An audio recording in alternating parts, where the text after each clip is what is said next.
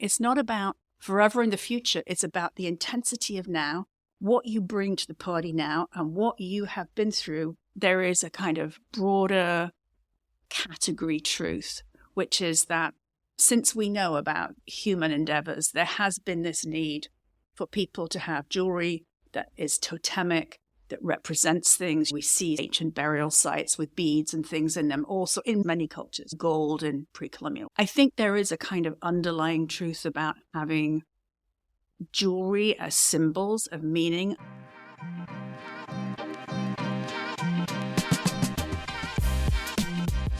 Welcome back to The Materialist. I'm Mark Bridge, the founder and CEO of At Present, Matchmaker to Extraordinary Jewelry, and I am your host. The world of diamonds is a fascinating, complicated, and deeply emotional one. I grew up in the jewelry business selling diamonds, which at the time meant natural diamonds because there really wasn't anything else. Over the course of the last decade, the diamond market has been turned on its head. A technological advancement in the form of lab-grown diamonds introduced something both remarkably similar and entirely new into the equation, and the results have been anything but predictable.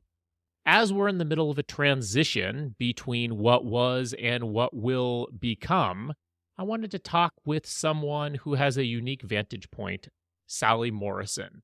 Sally Morrison has been in the De Beers world for a long time, and as she'll tell you, has seen a lot of the changes that have taken place. I hope you enjoyed this conversation about where diamonds came from, where the world is today, and a little bit of pontificating about what might be next. I'm so glad you're here. Welcome to The Materialist. I am here today with an old friend, Sally Morrison, who I've had the pleasure of knowing for the better part of the last 2 decades. Sally has spent much of her career working in the De Beers world, among many interesting things, which we may dive into. But I had the pleasure of working with Sally when we launched Forevermark in the United States, and then continuing to promote diamonds. Maybe rather than me describing who you are and what you have done and what you're doing now, would you be willing to tell us who you are and what you do? Sure. I started my career in nonprofit. I worked at the American Foundation for AIDS Research for the best part of 15 years when I first came to the United States. So background was very much in issues and fundraising and all those kinds of things. I moved to the entertainment industry. I worked at Miramax for a few years, promoting films, working on Academy campaigns, things like that. And then I was recruited by JWT, which was the agency that represented De Beers in the US at that time, to move over to work on the De Beers account, which was at that point A Diamond is Forever. And I've been in and out of there ever since. Done some other things too, worked a little bit with colored stones, did a stint at the World Gold Council and created a digital platform called Love Gold to promote gold jewelry. But in the jewelry world, I'd say pretty much since the early 2000s. And in that AmFAR role, if I'm remembering correctly, you had an interesting sort of role with Elizabeth Taylor. I did. I staffed Elizabeth Taylor and traveled with her and wrote her testimony and speeches and things like that. Did a lot of fundraising with her.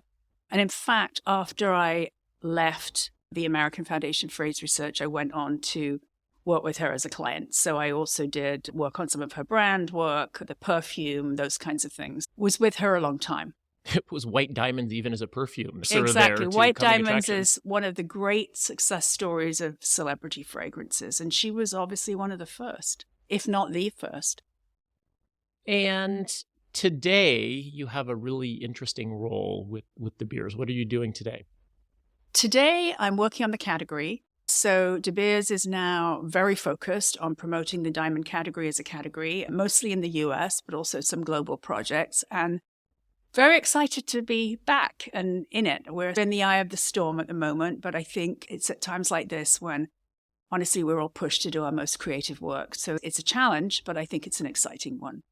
And for those who know the name De Beers, rings a bell, but don't really know who and what that is. Who and what is De Beers? De Beers is a a very long-term diamond mining organization, over 100 years old, has changed a little bit over the years, acquired some mines, sold some mines, but still completely focused on diamonds, currently in Botswana, South Africa, Namibia, and Canada. And I think the name is synonymous with diamonds, with big diamonds, with the best in diamonds, and of course with diamond marketing, because De Beers is the company that invented A Diamond is Forever. Obviously, their ad agency did it, but they have, I think, pioneered diamond marketing for the last 50 years. More, actually. And I think it's probably fair to say that created as close to a monopoly on a consumer expectation as any sort of category marketing ever did. To take an idea of a diamond, which was something which was desirable, but not broadly, and in the second half of the 20th century said, if you are going to get married, you need to present this object. Are there other things? Are there other categories where that sort of imperative was created by marketing? I think there are similar things that are promoted category. The Got Milk campaign, Woolmark. I think there are some things with cotton, but I think probably the A Diamond is Forever campaign is probably the most famous and probably the biggest. And they started out, I think, because they were mining such a huge percentage of the world's diamonds, looking for ways to sell those diamonds across globally.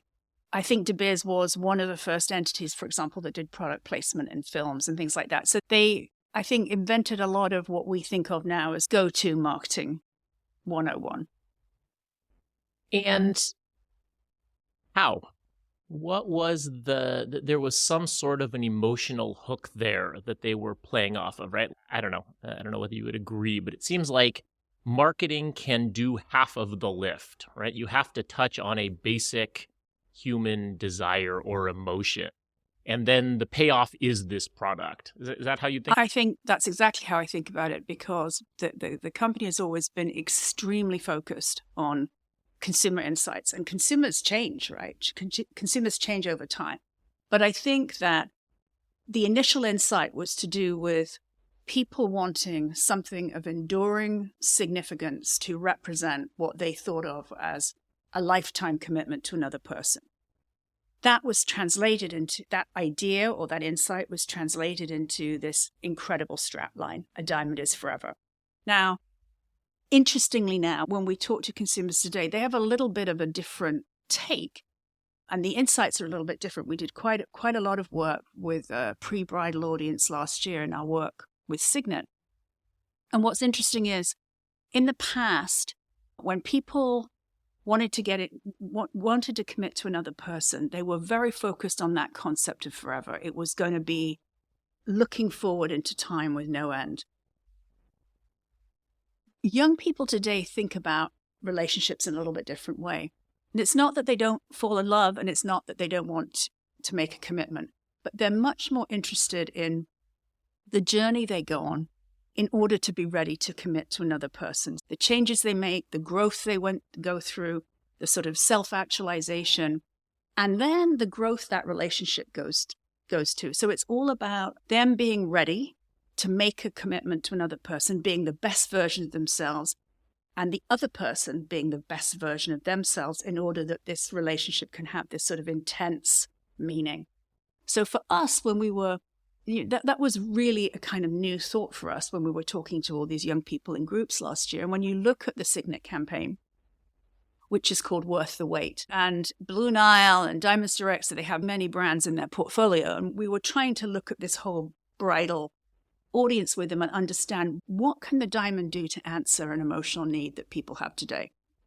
We got this very new work, and what the sort of trope or the idea that we found to represent that via our ad agency, Arnold Worldwide, actually they're called, is that the journey a diamond goes through, coming from deep in the earth to eventually on the hand or the neck of a person, very much mimics the difficult journey that people go through in order to perfect themselves and feel like they're ready to be with another person.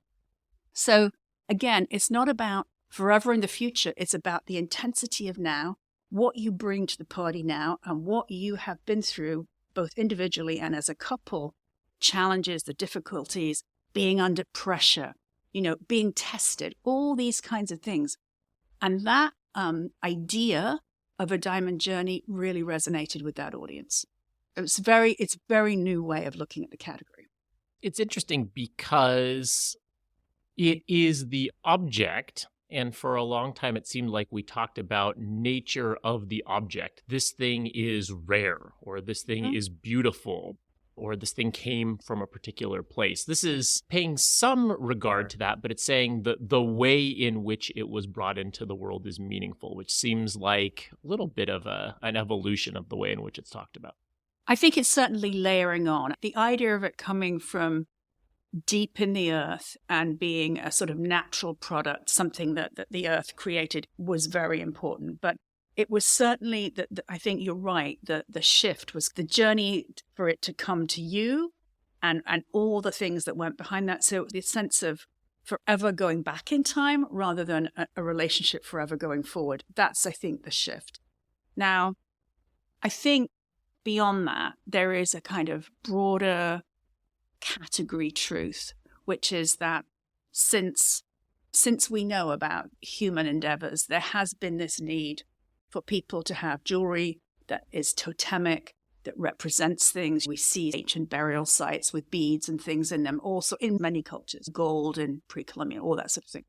I think there is a kind of underlying truth about having jewelry as symbols of meaning. I think it's just that generationally, people want to express the meaning in a kind of different language, let's say.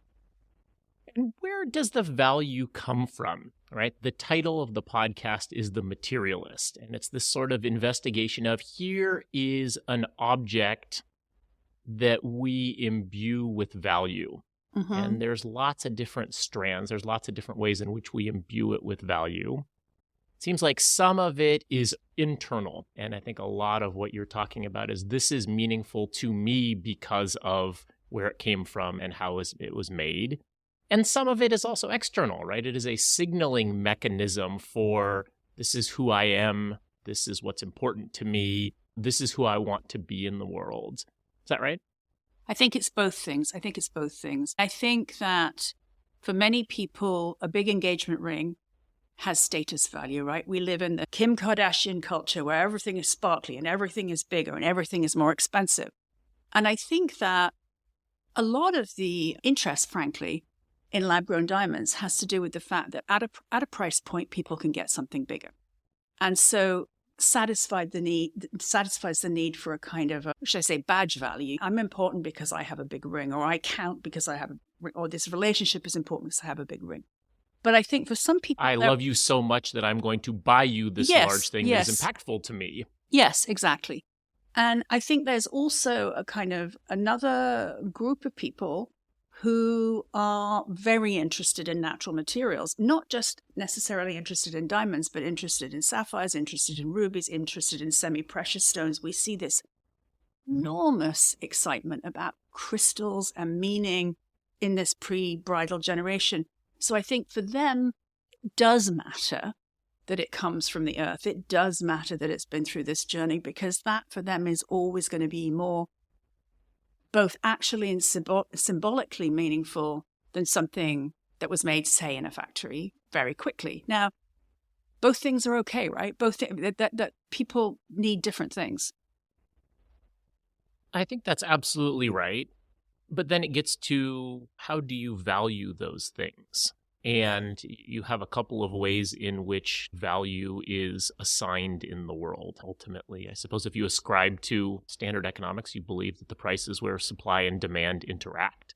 There is a very high cost of producing things, bringing them out of the ground, supporting the people who make them, supporting the communities where they come from.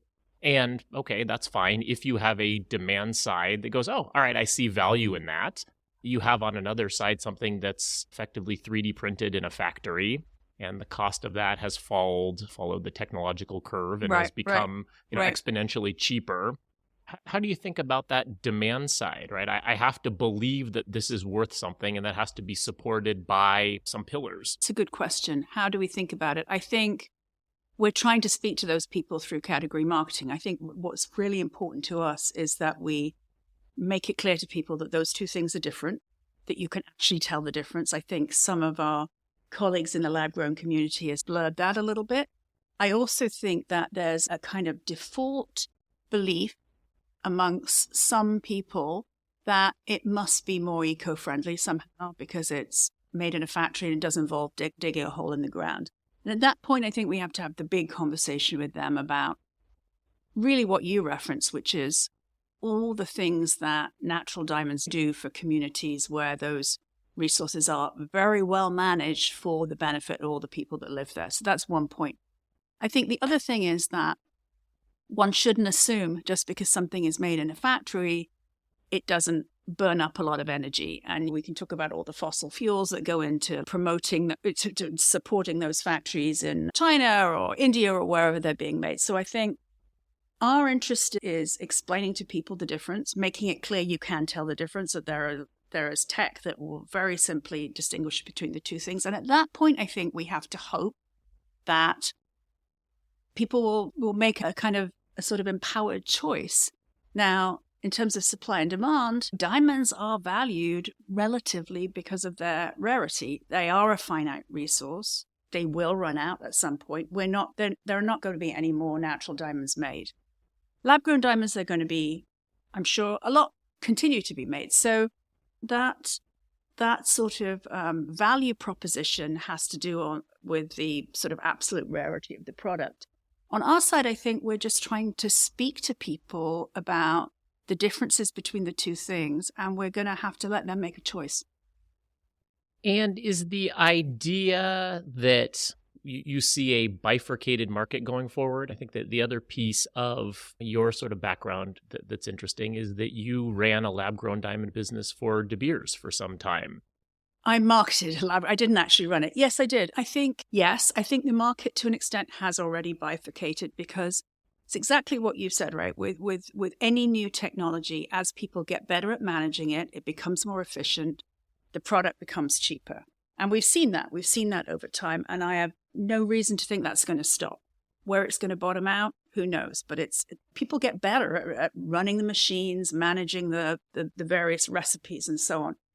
I also think that the ability of lab-grown diamonds, the technology to make in color, to make in the material because it's less expensive, you can take more risk with, you can cut it into crazy fancy shapes, you can pierce it, you can drill it, all these things that you wouldn't do necessarily with a natural material. I think that does really lend itself to a lot of creative expression in fashion jewelry, maybe in handbags and stuff. I just think there's a lot of stuff that you can do with that material once it becomes inexpensive enough. And I think we're just getting to the place now where people actually can start to be quite playful with this material. I saw somewhere recently a lab-grown diamond that was grown in the shape of Donald Trump's head. You're like, the boundaries of what is possible are being pushed, and I don't think we're at the end of that yet.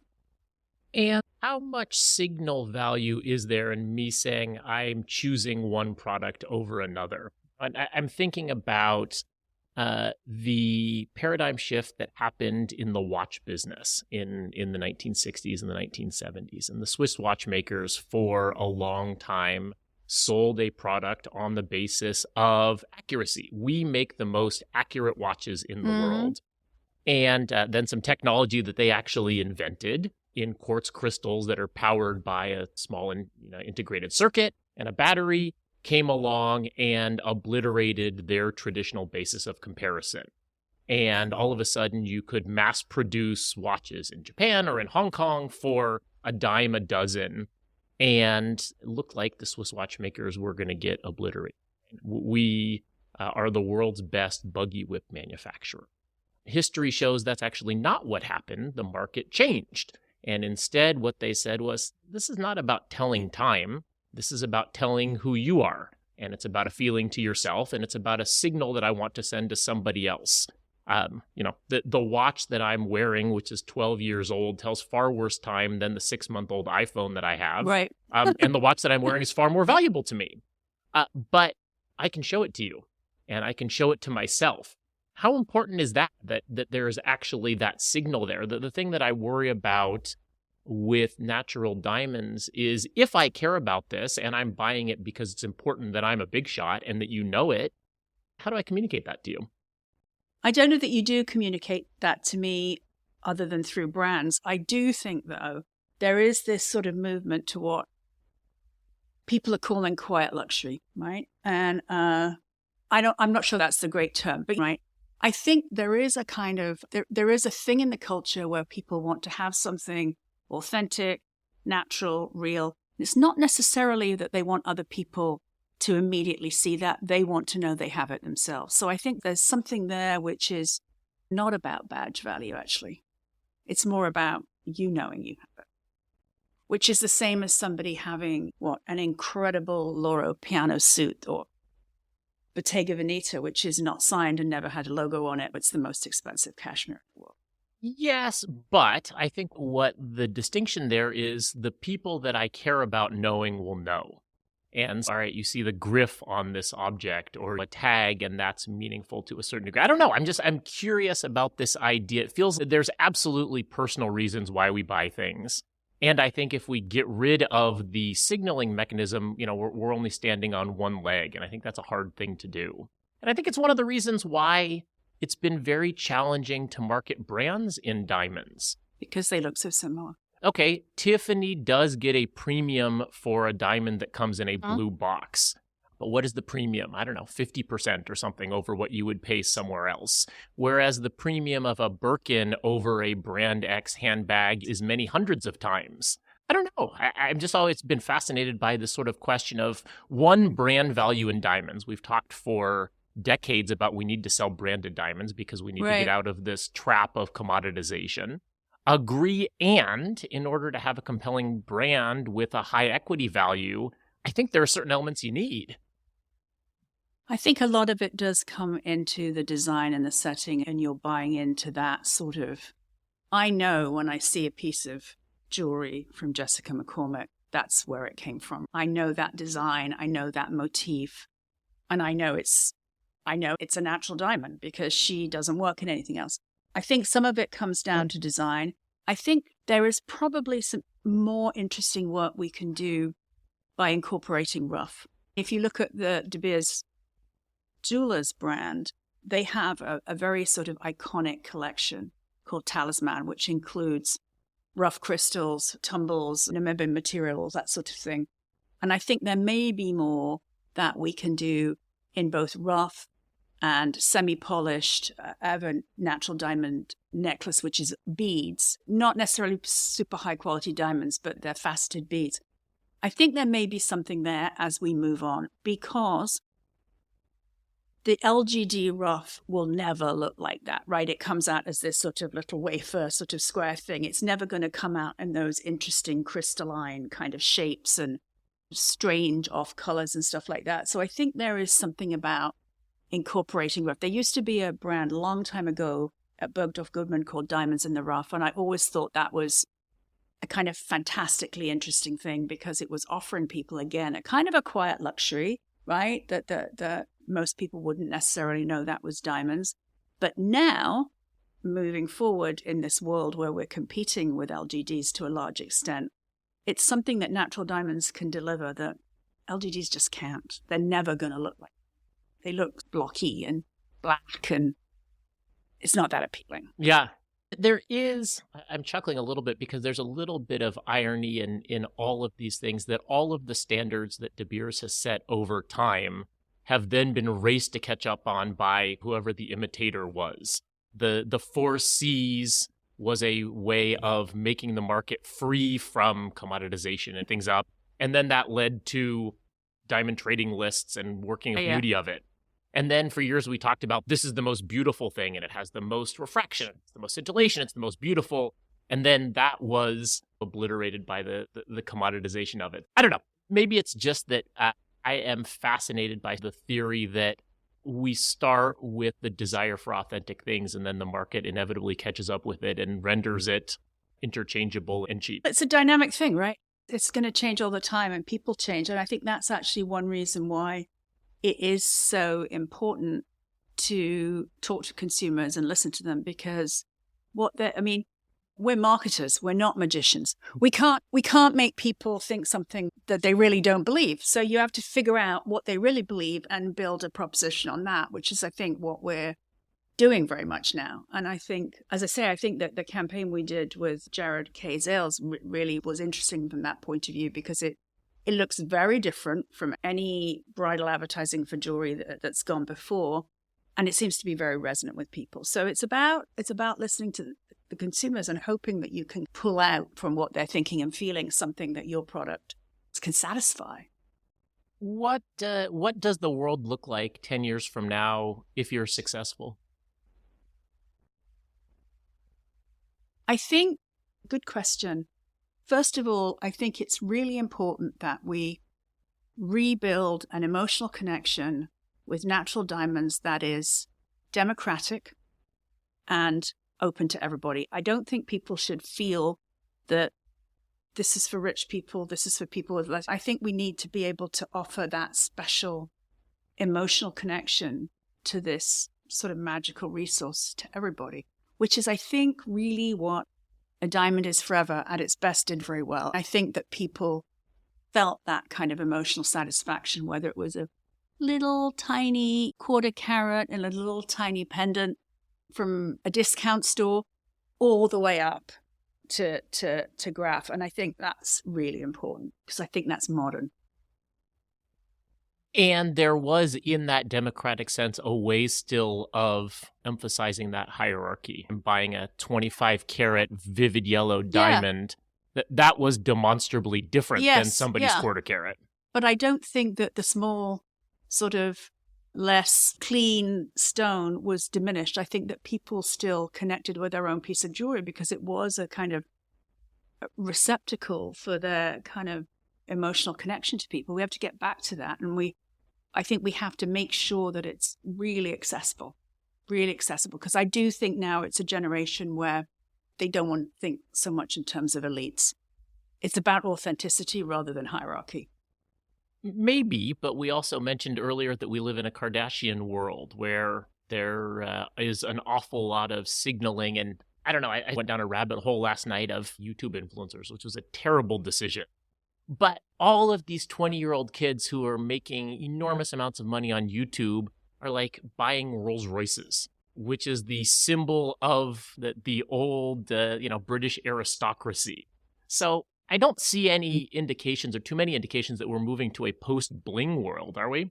We're not, but those people can afford a big example of the real thing, right? I don't know. I guess I feel like people with resource will always get special things. Right. That people with resource are never going to buy something that came off the production line, whether it's their car's going to be customized, whether it's their diamond ring, whatever it is. I think, but those people are outliers in a way. I'm more interested in the people like us that have everyday lives and just want one special thing. You worked for many years, I think both directly and indirectly, for Stephen Lussier, who was in charge basically of marketing diamonds around the world for De Beers. And he talked a lot about the diamond dream. Mm-hmm. How's the diamond dream doing today?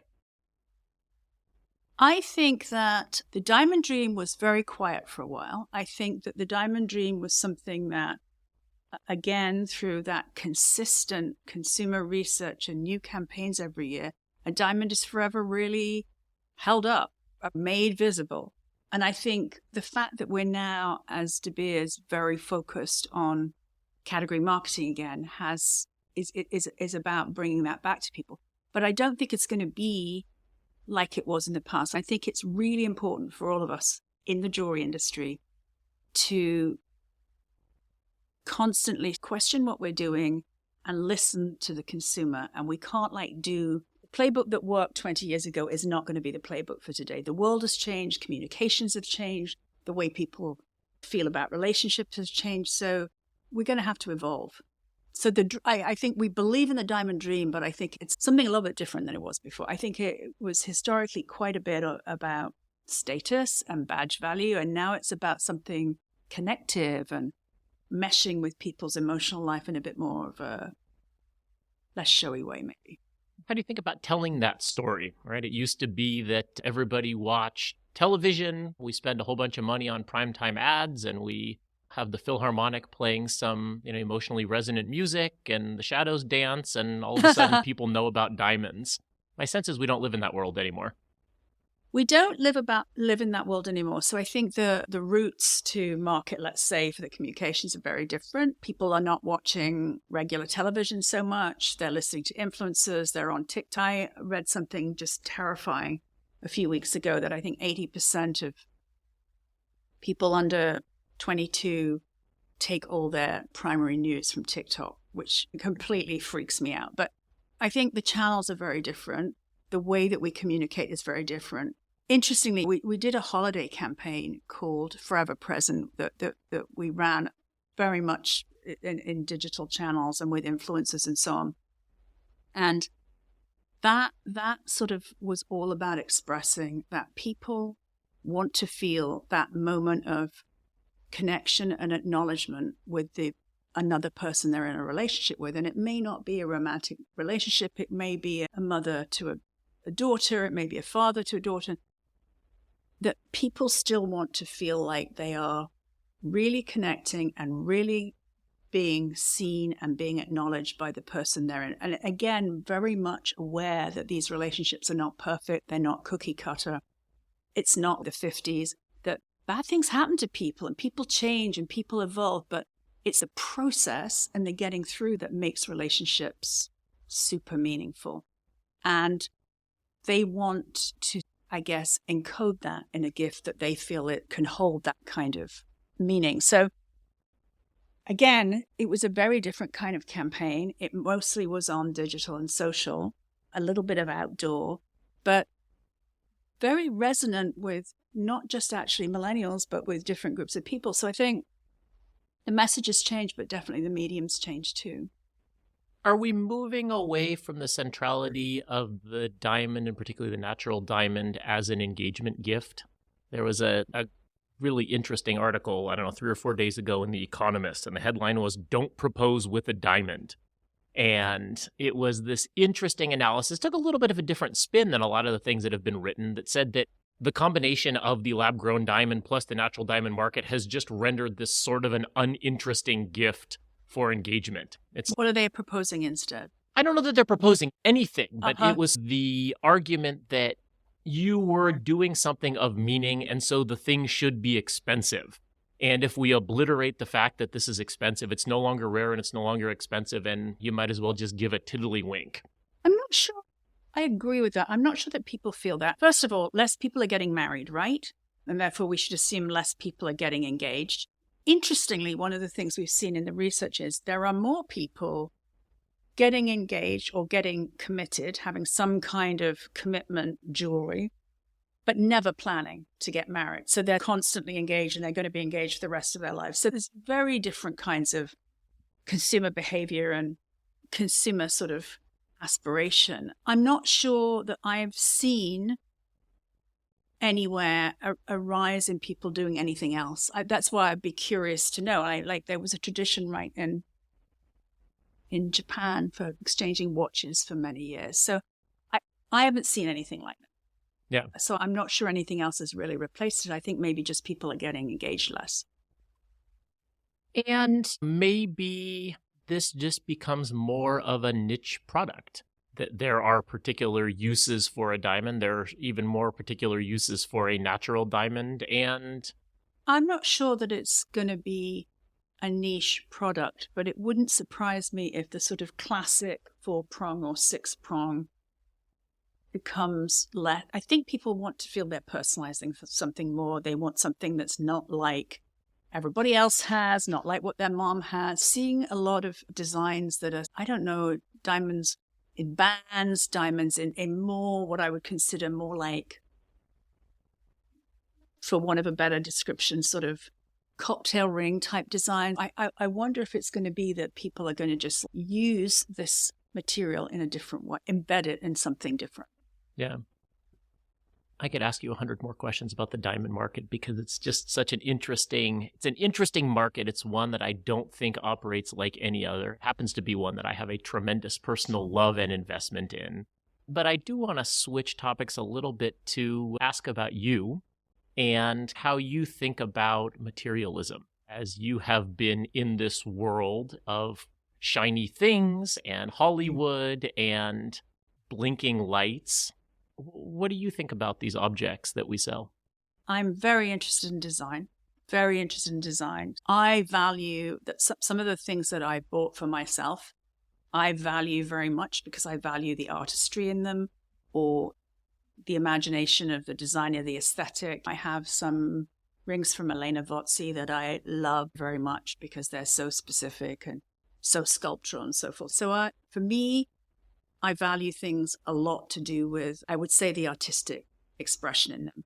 I do have, again, I bought for myself a string of natural diamond beads that Neil Lane made for me that I'd wanted for years and years and really couldn't afford, and so on and so forth.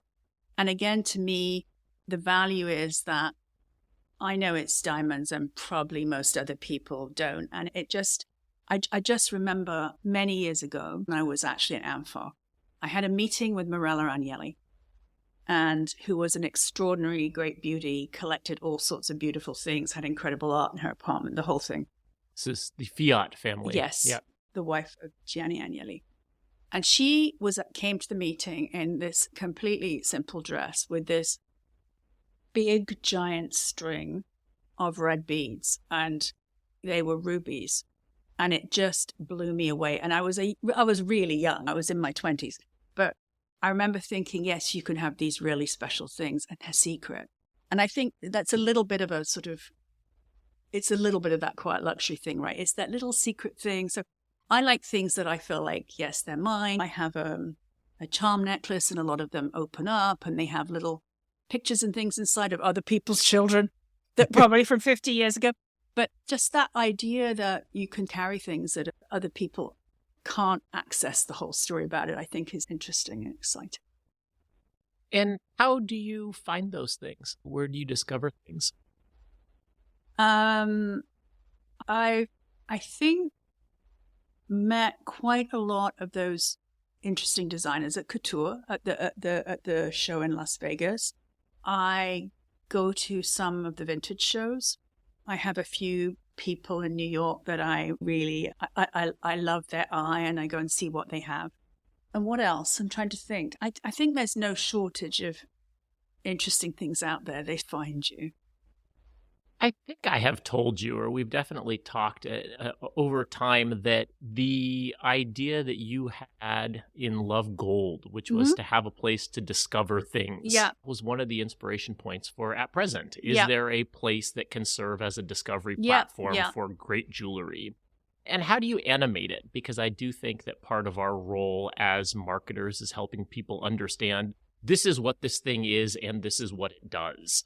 And so you just told a story about a beautiful strand of diamonds and why it's meaningful to you. If that was sitting in a white box, if that was sitting on a table, I'm not sure that anybody would really understand that. But we have to animate that. We have to animate it. And I think the idea, first of all, the idea for Love Gold maybe has pertinence for diamonds too. Gold is a little bit anonymous too, right? It's just a material and it's endlessly malleable. It doesn't have a kind of particular form where it's that gold from here rather than that gold from there. And I think the idea about Love Gold was bringing to people a kind of digital marketplace where they could discover new design, but also building a little bit more of a presence around the people behind those designs. I was very aware that if you asked people, what 6 fashion designers would you love to meet or have lunch with, they would just bang it right out like that. Oh, Tom Ford, this one, that one. If you ask them that about jewelry designers, they wouldn't necessarily have an answer. And I think part of what we have to do as an industry is elevate the sort of the visionary people in the industry behind the brands. And there are plenty of them. And consumers a little bit be able to step into their world and understand their vision. Why does Stephen Webster make things in the way he does? How does he see the world? What is that aesthetic sort of base? That's just uniquely his. I was thinking Stephen sees the world uniquely. No, exactly. So do a lot of people, but I think most people don't know who they are. So I think that thought pertains to diamond jewelry just as much as it pertains to gold jewelry, in that we have to who are the rock stars in our industry, and they're known in the industry. I'm not sure that they're universally known by consumers. And I think there's more work with platforms like yours to just tell those stories. Because creativity is exciting. It absolutely is. And one of the questions that I'm often thinking about is, where does that live in a consumer's journey? I think for some people, you can tell this is this amazing person and this is what they do and this is what their worldview is and this is how they create. I was telling you earlier today about a great glass artist that we work with. You have never seen any of these pieces and you were intrigued by his story. I'm not sure that's the first hook for people. I think that you have to get someone with the way something looks and the way it makes them feel.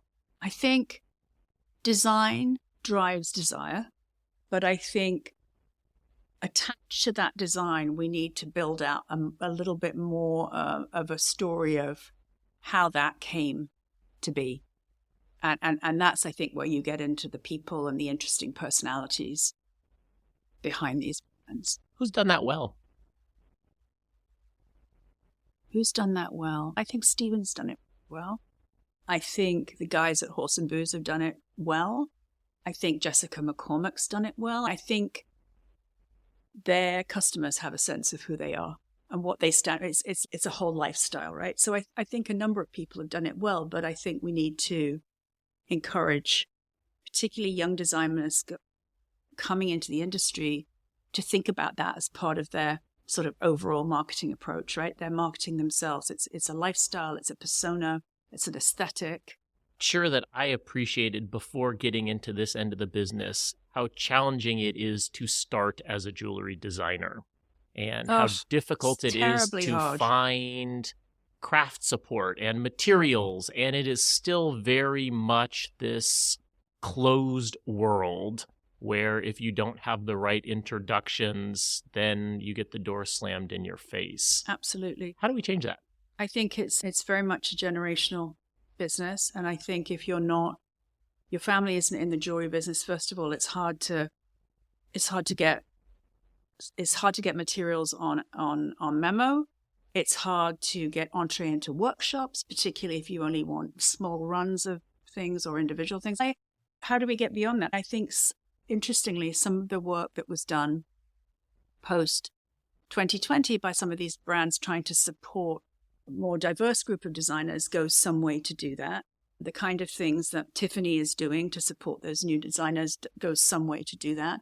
But I also think on a more kind of personal level, it's important for all of us to try and help people that we run across in the industry, connect them with workshops that are open to helping, because and those workshops, meanwhile, are complaining that they don't have enough business. Some of them are. But I think talking to Vanessa Fernandez, who's a really interesting artist recently, and I heard her speak on a panel, and she was talking about she feels an obligation to help young people, even younger than her, coming in because so many people helped her. And I think we have to create this more mesh of supportive relationships and understand that it is very difficult for people to get into the business. That, first of all, the materials are so intrinsically expensive in themselves. Like you have to like really hustle, right? Just to build one small collection. But I think we have to do it as individuals. Yeah.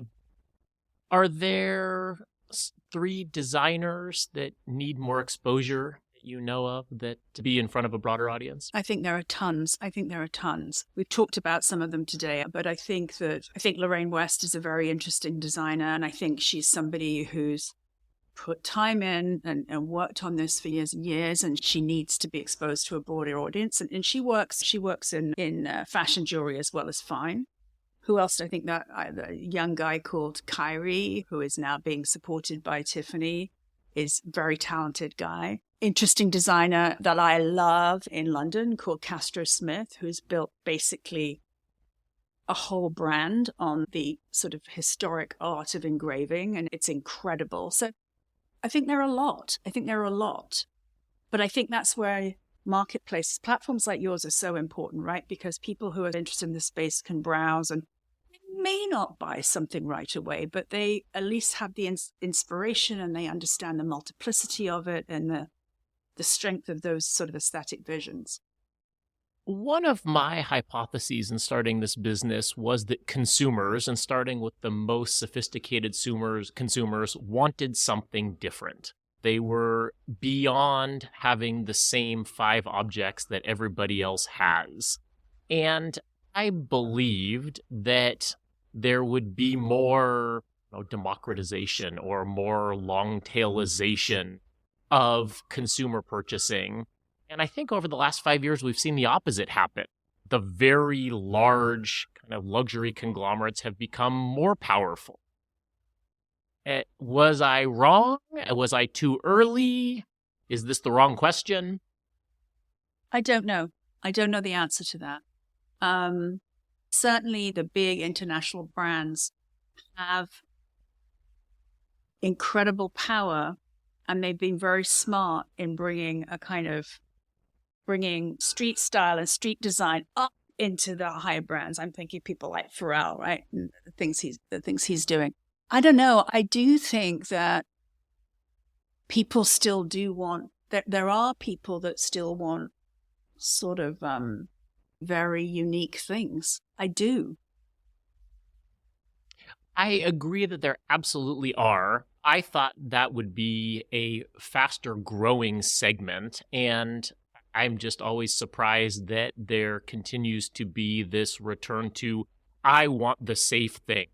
I am going to spend a material sum of money and I don't want to get it wrong. And it's... Is it a lack of confidence, do you think?